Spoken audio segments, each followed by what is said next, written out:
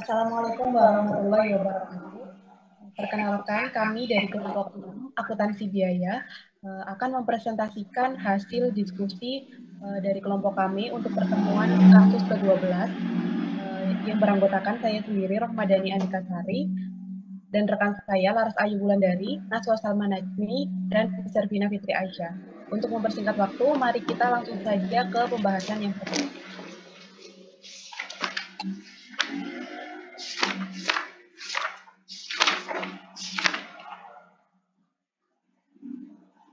Baik, untuk dari kasus 12 sendiri, soal yang pertama, itu sebutkan alasan-alasan utama mengapa menurut Anda sistem perhitungan biaya manufaktur PT Perindo itu perlu dibaiki.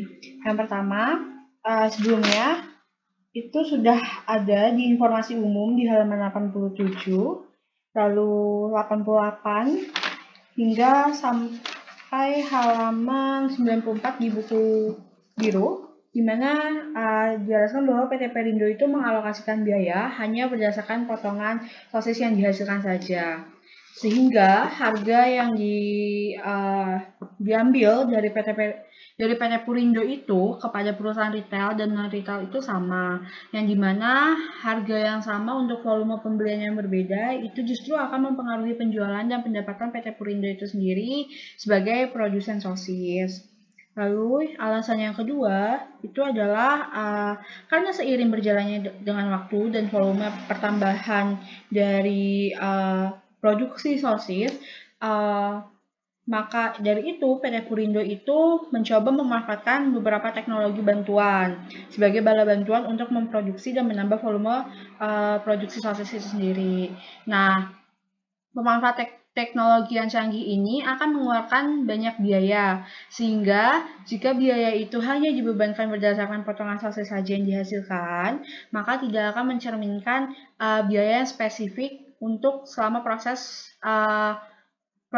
produksi sosis, karena akan terdapat beberapa biaya seperti biaya langsung ataupun biaya tidak langsung dalam proses pembuatannya yang seharusnya itu juga dibebankan di dalam proses pembuatan sosis sehingga menghasilkan biaya yang berbeda di setiap biaya yang berbeda untuk retail maupun non-retail ataupun untuk volume sosis yang dihasilkan. Lalu alasan yang ketiga, ketatnya persaingan pasar yang terjadi. Hal ini dikarenakan dapat diketahui pada informasi umum bahwa di tahun 2015 itu kondisi ekonominya itu sedang menurun, yang dimana posisinya PT Perindo itu sebagai pemasok dengan harga yang cukup tinggi. Nah, maka dari itu persaingan yang ketat akan dihadapi oleh PT Perindo karena memiliki beberapa pesaing baru yang justru menawarkan harga sosis itu yang jauh lebih rendah di tengah menurunnya kondisi ekonomi di tahun 2015. Jadi untuk mengantisipasi itu harusnya sistem perhitungan biaya manufaktur PT Perindo itu perlu diperbaiki supaya pelanggan retail maupun non-retail itu tidak berpindah kepada produsen dengan tawaran yang lebih menjangkau.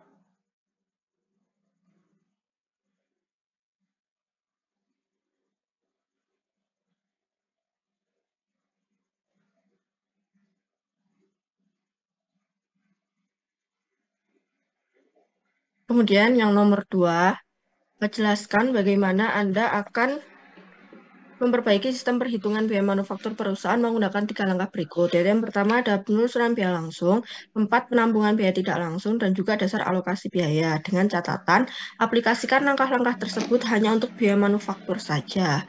Yang pertama untuk penelusuran biaya langsung, yaitu pengalokasikan biaya kemasan tidak seharusnya didasarkan pada jumlah potongan sosis per jenis produk, melainkan ditelusuri langsung karena adanya perbedaan harga kemasan antara produk retail dan juga produk non-retail. Kemudian yang kedua, tempat penambungan biaya tidak langsung. Jadi mengalokasikan biaya departemen pendukung ke departemen lainnya secara berurutan dan tidak langsung, sehingga hanya mengakui sebagian jasa bersama yang diberikan di antara semua departemen pendukung. Kemudian yang Tiga, yaitu dasar alokasi biaya. Yang pertama itu menggunakan informasi yang terkait dengan setiap pengguna objek biaya sebagai entitas terpisah untuk menentukan beban alokasinya. Kemudian yang kedua, alokasi biaya adalah mengoperasikan suatu fasilitas, aktivitas, atau objek biaya yang dibagi oleh dua atau lebih pengguna.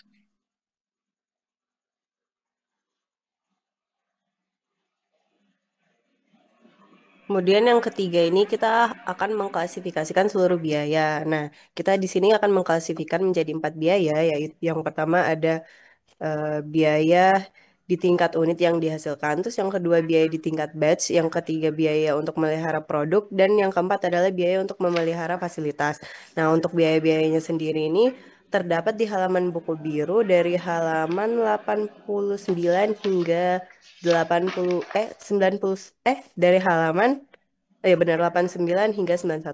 Yang pertama untuk biaya di tingkat unit yang dihasilkan yaitu biaya yang berkaitan dengan besar kecilnya produk yang dihasilkan. Yang pertama ada biaya daging ayam giling, yang kedua ada biaya cold sosis, yang pertama ada biaya daging ayam giling, yang kedua ada biaya cold sosis, dan yang ketiga adalah biaya tenaga kerja langsung.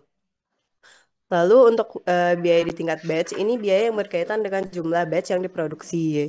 Itu ada dua, yaitu biaya manajer produksi dan biaya penyelia produksi. Untuk biaya yang ketiga itu biaya untuk memelihara produk. Nah, biaya ini berkaitan dengan aktivitas literasi dan pengembangan produk, dan biaya untuk mempertahankan produk untuk tetap dipasarkan, yaitu ada biaya iklan, biaya operasional, biaya departemen pemasaran, biaya departemen pengiriman, biaya departemen teknik produksi, biaya kemasan, biaya pimpinan perusahaan, biaya departemen administrasi dan umum. Lalu untuk yang terakhir ada biaya untuk memelihara fasilitas. Nah, biaya ini berkaitan dengan aktivitas mempertahankan kapasitas yang dimiliki perusahaan. Yang pertama adalah biaya pemeliharaan gedung kantor, biaya asuransi gedung kantor, biaya penyusutan gedung kantor, biaya pemeliharaan kendaraan kantor, biaya kebersihan kantor, biaya operasional kendaraan kantor, biaya perawatan truk pengiriman, biaya air pabrik, biaya listrik pabrik, biaya asuransi pabrik, biaya kebersihan pabrik, biaya penyusutan mesin pabrik, biaya pemeliharaan gedung pabrik, biaya seragam karyawan pabrik, dan biaya bahan baku tidak langsung.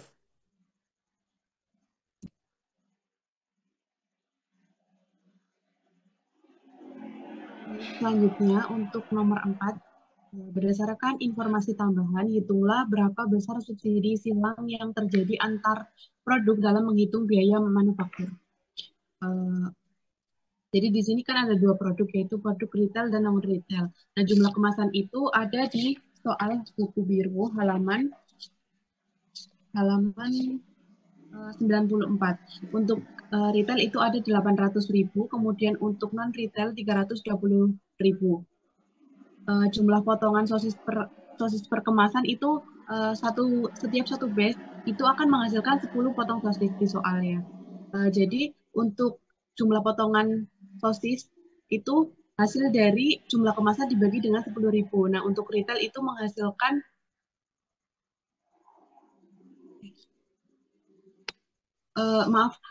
jadi untuk produk itu kan ada dua, retail dan non-retail. Nah, di jumlah kemasan itu ada 800.000 yang retail, kemudian non-retail 320.000. Nah, jumlah potongan sosis per kemasan itu ada 10, kemudian non-retail itu 100. Nah, jumlah potongan sosis yang diproduksi itu untuk retail 8 juta, kemudian untuk non-retail 32 juta. Nah, jumlah batch ini, itu kan satu batch itu akan menghasilkan 10.000 potong sosis. Nah, jadi untuk jumlah batch itu adalah jumlah potongan sosis yang diproduksi dibagi dengan 10.000. Maka akan menghasilkan 800. Kemudian untuk yang non-retail itu ada 3.200. Kemudian untuk menghitung total biaya kemasan tahun 2015, itu rumusnya jumlah kemasan retail dikali dengan biaya kemasan, jumlah kemasan retail dikali dengan biayanya. Kemudian ditambah dengan jumlah kemasan non-retail dikali dengan biayanya. Nah, untuk jumlah kemasan retailnya itu ada 800.000 dikalikan dengan jumlah biayanya itu 120 perak. Kemudian 120 rupiah, kemudian ditambah dengan 320.000 dikalikan dengan 600 rupiah, kemudian sama dengan 96 juta ditambah dengan 192 juta, akan menghasilkan 288 juta. Nah, untuk perhitungannya, yang retail yaitu jumlah potongan sosis sebanyak 8 juta dikalikan dengan presentasenya. Nah, presentase ini itu dihasilkan dari, jadi kan yang retail itu 8 juta, kemudian non-retail itu 32 juta. Nah, totalnya itu 40 juta. 40 juta. Nah, presentase ini itu didapat dari jumlah potongan sosis yang misal kita akan menghitung retail. Jadi yang retail dibagi dengan jumlah totalnya dikalikan dengan 100%. Itu akan menghasilkan 20%. Sedangkan yang non retail itu berarti 32 juta dibagi dengan 40 juta dikali dengan 100% akan menghasilkan 80%. Kemudian untuk alokasi biaya kemasannya totalnya kan tadi udah dihitung di atas, ada 288 juta. Nah, untuk menghitung alokasi yang retail berarti presentasenya 20% dikalikan dengan 288 juta akan menghasilkan 57 juta. Kemudian yang non retail berarti 80% dikalikan dengan 288 juta. Yang selanjutnya yaitu alokasi biaya kemasan menggunakan ABC. Untuk produk retail itu ada 800.000 jumlah kemasannya, kemudian yang non retail itu 320.000. Nah, harga kemasannya untuk yang retail itu 120, sedangkan yang non retail itu 600. Nah, alokasi jumlah biaya kemasan itu yang retail 96 juta, sedangkan yang non retail 192 juta. Untuk totalnya yaitu 288 juta. Yang selanjutnya yaitu biaya departemen teknik. Alokasi biaya departemen teknik menggunakan sistem perhitungan biaya saat ini. Untuk biaya retail, jumlah kemasan yaitu 8 juta, kemudian non-retail 32 juta, sedangkan untuk totalnya yaitu penjumlahannya 40 juta.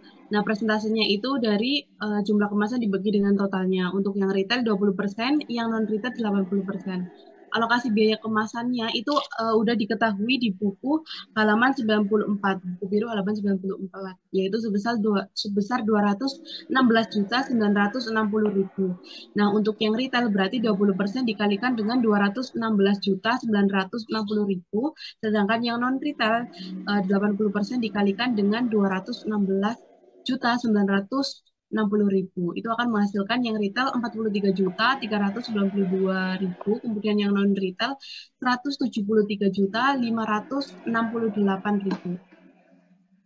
Selanjutnya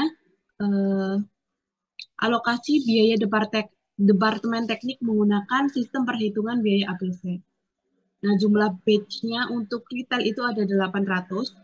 Tadi diperoleh dari perhitungan di atas itu ada 8 juta dibagikan dengan satu batch-nya itu akan menghasilkan 10 potong. Jadi ada 800 batch.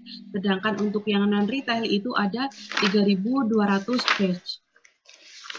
Untuk total batch-nya yaitu 4.000.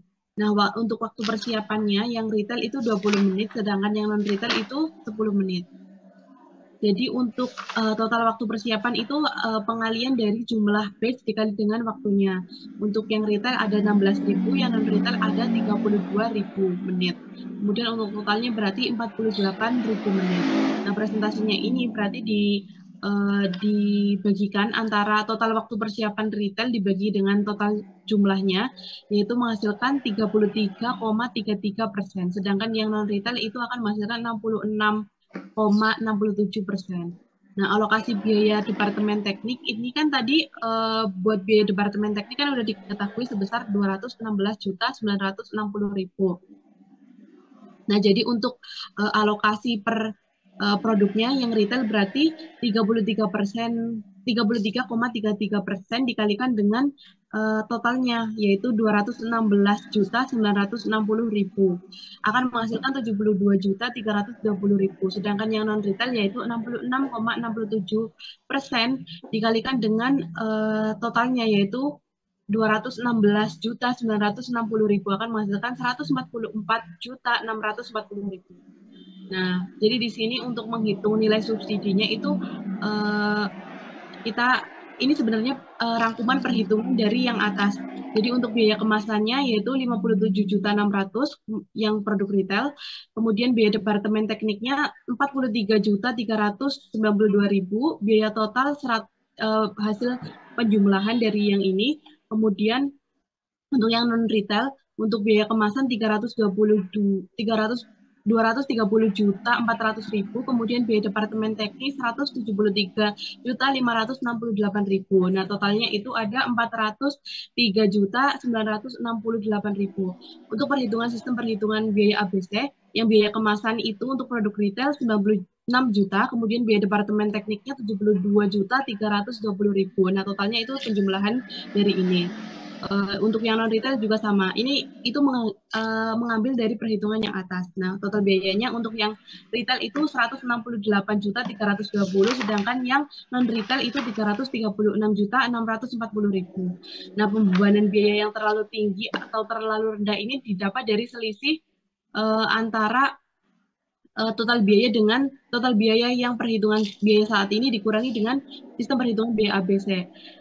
Yang retail itu minus 67 juta sekian, yang non retail itu plus ya. Jadi nilai subsidi antar produk adalah sebesar 67.328.000 rupiah. Sekian presentasi dari kelompok kami, kurang lebihnya mohon dimaafkan. Wassalamualaikum warahmatullahi wabarakatuh.